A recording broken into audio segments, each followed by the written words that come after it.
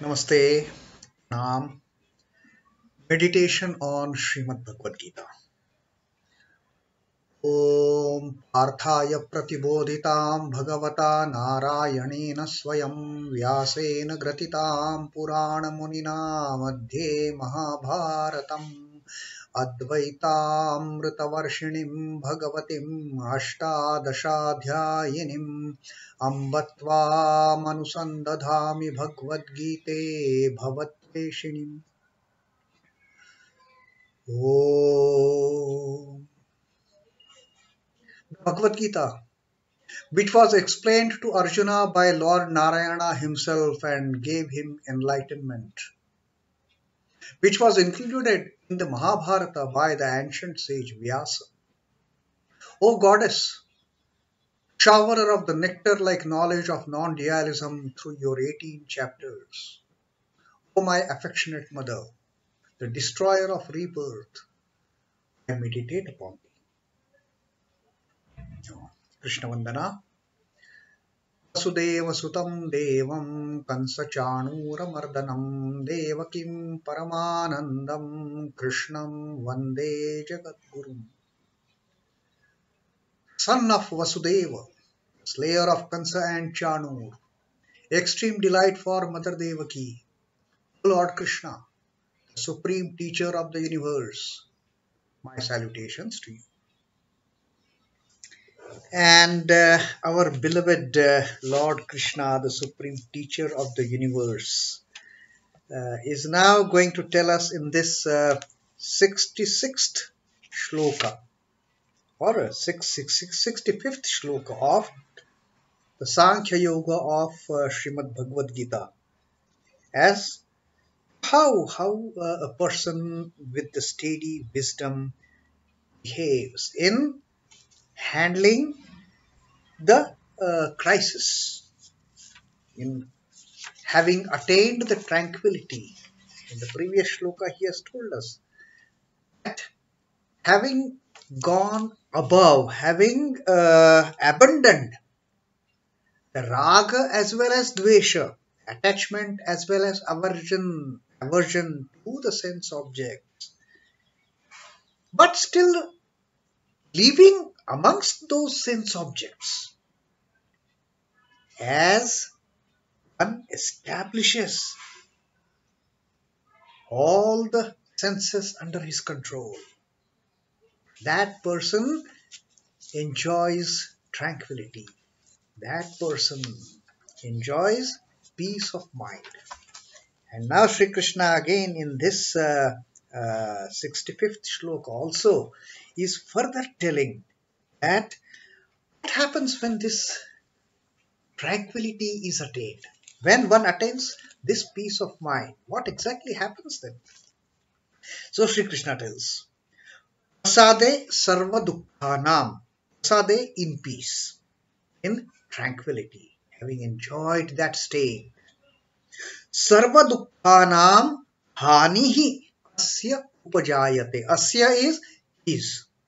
Sarva-duḥkhānāṁ hānir. Hānir is destruction. Destruction of what?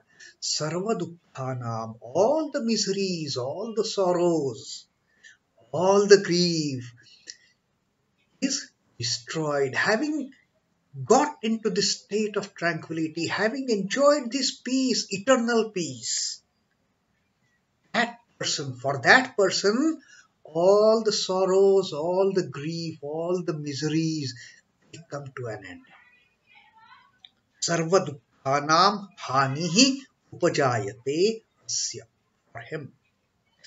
Prasanna-chetaso hyāśhu. Prasanna-chetaso is one with tranquil mind, one whose chetasaha, mind, whose inner being is always prasanna, is tranquil, is peaceful, in the divine peace. One whose inner self, whose mind is prasanna, is enjoying tranquility. That person, buddhiḥ, paryavatiṣhṭhate, that person's intellect buddhiḥ paryavatiṣhṭhate. Paryavatiṣhṭhate, paryavatiṣhṭhate. Tishtate is stands. Stands how? Firm, steady, immovable, unshakable. That person's intellect, that person's buddhi, that person's wisdom becomes unshakable. It becomes firm. It becomes steady. The state of person with the steady wisdom. So see how all these things Sri Krishna is beautifully telling us, they are all interconnected. Getting away mind from the sense objects, from attachment to them, from aversion to them, establishing the mind in the self. One gets peace, and once gets that peace, one gets that eternal divine peace, tranquility. For him, it is end of all the miseries, all the sorrows, all the grief. It is end of all the negative experiences. The reaction to negative experiences that come in our mind, that arise in our mind, sorrow, uh, grief, misery, all those things. It is just an end of those. In tranquility, all his sorrow is destroyed. For the intellect of the tranquil-minded is soon anchored in equilibrium. For the intellect, for the wisdom of such person with the peace of mind, with the tranquility of mind, it becomes firm, it becomes unshakable, it sets into an equilibrium, neither good nor evil. The Sthita Prajna state. Above all the pairs of opposites. He does, for him, there is no pair of opposites then. There is no happiness, unhappiness, pleasure, pain, joy, sorrow, nothing. He's just in that divine realm of enjoying the peace, anandam. The world is a mixture of good and evil. But the majority of people see more of evil than good in it. How true? That our first reaction to anything is we try to see the negative, we try to see the evil, we try to see the bad things in the world. Some among them hope that when the world gets rectified, there is the possibility of their enjoying more peace of mind. Because we keep on seeing only the ills and evils in this world, people keep on hoping these evils will come to an end. One day these evils will come to an end. One day these ills in the society, in the world will come to an end, and then we will enjoy peace of mind. That is the outlook of ordinary people. And that's why we always keep on cribbing against, the outward circumstances. This is not happening. That is happening. What is this happening? What is that happening? We are always cribbing and shouting and yelling, losing our peace of mind, making others to lose their peace of mind. But what happens with the person with wisdom? Cognizing evil in the world and mind being given to restlessness are interrelated. Now, such people who always look evil, for them, evil in the world and losing the peace of mind, the restlessness of the mind, they are all both interconnected. Evils seen outside are all in fact projections of the mind. It is all the projection we create. We look at it that way. Therefore, we perceive it as evil. Evil is there inside, which we are projecting in the outer circumstances. As the mind gets purified, seeing of evil gets minimized.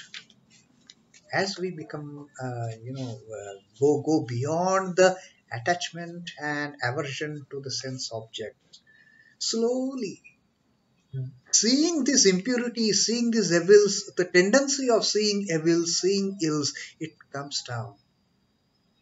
And when this tendency of seeing evil, seeing ill, seeing bad, seeing dastardly acts in the surroundings happening, it comes down, it starts diminishing, automatically the level of peace of mind starts increasing. Grounds of becoming a prey to sorrow are accordingly, because now we don't see any evil. Now we don't see. We have gone above the realm of good and evil. When the mind becomes perfectly pure, all evils and all sorrow automatically vanish. There is no negativity. Keeping the mind even under all circumstances is the means to gain purity, to gain in the purity. Have equipoised. Take your mind above good and evil. Keep your mind even, balanced under all circumstances. Don't get swayed if something good happens. Don't get into a crying mode. Don't become a crying baby if something bad happens. If it is good, it is God's gift. If it is bad, it is God's gift. If it is pure, it is God's doing. If it is impure, it is God's doing. Why should I lose my peace of mind based on those external conditions, those external happenings? What appears as the world is verily the divinity. And then what happens when we bring our mind to this position of equilibrium, to this position of same-sightedness? For us, everything is divine. Like we talked about Sri Ramakrishna's condition. Anything in this world, he used to associate it immediately with the divine and get into that mood of ecstasy. Immediately, he used to get transported from this physical plane to the spiritual plane much high above. Like we discussed that, looking at a word starting with Ka. Why think about Kamini, Kanchan, Kam? Why that? Why not associate word starting with Ka with Krishna or Kali? Creating relationship with it on this basis leads to purification of mind. The creating association of anything that is there in this world with the divine. Read about so much of the bad things happening. So some murders taking place and all that. Yeah, I mean, okay, they are. Socially, morally, they are not correct. But why should I get perturbed over it? That such things happened even in the divine realm. Why not associate these happenings with those happening in the divine realm and transport ourselves away from this sorrowful gesture, this gesture which is going to lose our peace of mind, into something that is going to give us the peace of mind. Look at all these negatives in the world as God's creation. And think of the Lord, think of the mother. That mother is behind all this. If my mother is behind all this, then why should I lose my peace of mind? If my master, if my Lord is behind all this, why should I lose my temper? Why should I become agitated? Why should I become restless? Poise and placidity are the characteristics of the purified mind. Atman, the reality, gets reflected best in it. And when we have the purified mind, that is the best situation where the inner self, the Atman, which is in fact the ultimate reality, not this body. Body is the sufferer. Atman is the eternal enjoyer of that divine peace, bliss, peace, ananda. Then that Atman gets reflected in the best possible manner once we have this peace of mind. Then it is easy for us. Then it is easy for an aspirant to get into that mode of samadhi, to get into that mode of ecstasy, be one with one. Ultimately, the pure mind itself gets merged in Atman. When that mind has got nothing to do other than focusing on the Atman, what will happen? It has to merge in the Atman. There is no other business for this mind, this wretched mind, so-called, which takes our senses away to the sense objects and creates those thoughts about the sense objects. This mind is the culprit. But when this mind and the thoughts, they are tamed, the mind is tamed, thoughts automatically get tamed. When the mind is controlled, thoughts automatically are controlled. And then with the controlled mind, automatically we look at Ka as not as calm, but we look at Ka as Krishna, we look at Ka as Kali. What Sri Ramakrishna tells about this kind of, prasanna-chetaso, of having peace of mind. How to get that? Sri Ramakrishna tells, after curdling, the milk is to be kept undisturbed in one place only so that it may curdle to form good curds. This is Sri Ramakrishna's favorite example. This change of place will have adverse effect on setting the curd. Likewise, mind is to be fixed on the Lord only for it to become calm and divine. So once we focus this mind only on the Lord, only on the Mother, then it becomes calm, then it becomes divine, then it enjoys tranquility. Like if we put some inoculum, the curd, into milk and stir it and just keep it aside. If we keep on shifting that pot from one place to another, the curd will never set. We will never get that firm, beautiful curd from which we can extract, we can churn the butter. If that pot is moved frequently from one place to another, the curd won't form. And Sri Ramakrishna says that, like you keep the pot where you set the curd at one place undisturbed, like that, keep your mind focused on the Lord, undisturbed from these sense objects. Don't let deviate your mind towards sense objects. They are there. Like in our previous shloka that we have read, Sri Krishna also has told us that Vishayanindriyaishcharan, you live in the world filled with sense objects, but Raga Dvesha